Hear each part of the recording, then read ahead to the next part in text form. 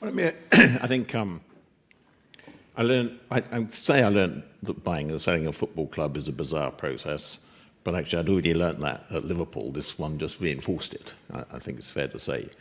It made us think long and hard about the role of private equity, because we started off really just my son and I thinking, long-term loyal Chelsea fans, let's have a go, really. And where do you go from there? You've got to try and raise 2.5 billion or thereabouts. Actually, it was 2 billion we were seeking to raise at the time in like less than 3 weeks.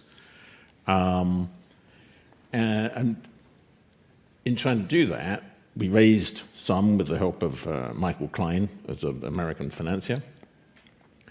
And we've realized that we needed to talk to the other bidders, not just to take one out of the market in a sense, but also to get there in time, you needed to get together.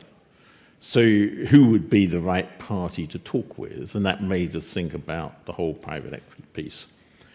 And for me, it's an interesting question because US private equity is not allowed to buy a US sports franchise. Control, by majority, yeah. And actually have any say, really, not just control, it's minimal say and a minimal shareholding.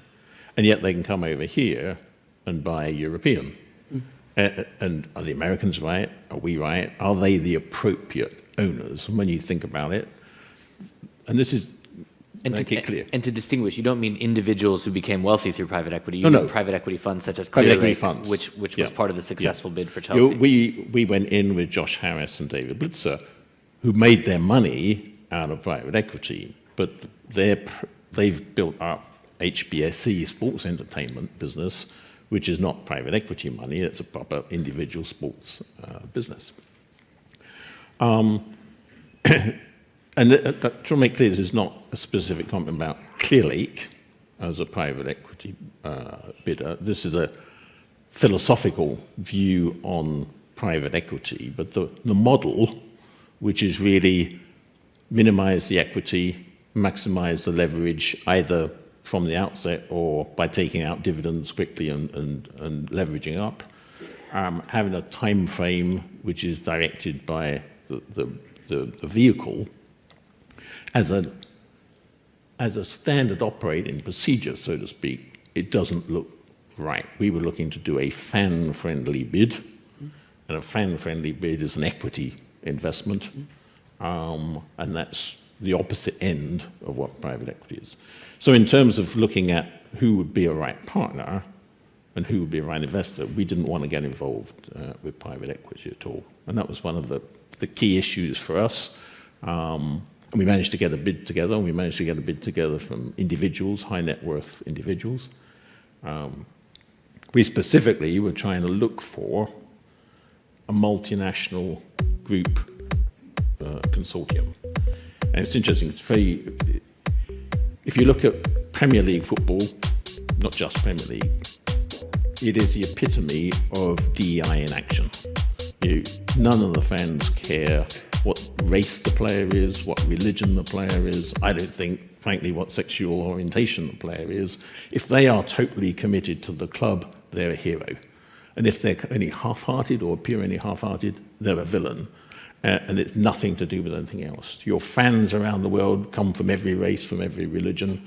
And we were trying to actually get a consortium which reflected every race, every religion, so that one could get that whole parallel. And so what happened? It looked like you guys were in pole position, and then what happened? I'm not sure Bruce and Marina agreed with that at all. One of the strange things was this was a seller who was a reluctant seller and was not receiving any of the money. So the price, which would normally be the ultimate dictator, was not the ultimate dictator. We were very much led by Rain, by Bruce and Marina, you've got to bid this amount, you've got to agree to put this amount over the next 10 years into this piece, into the academy, you've got to agree to do this much into the women's. It was very focused.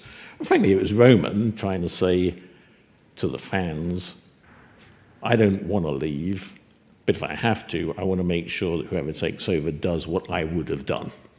Right? Fair enough. That was kind of the key. And so, frankly, between us, the winning bidder, Steve Pagliuca, there wasn't a hair. Pagliuca lost. It was Todd Bowley. Well, between Todd, between Todd, Steve, Pagliuca, and us, the three bidders. Yeah. I don't think there was a hair difference in the ultimate bid. You're saying Abramovich preferred who had no say over the process. Fausto, I think Martin's take is private equity has a limited role in owning football clubs. Do you take a different view at Tifosi?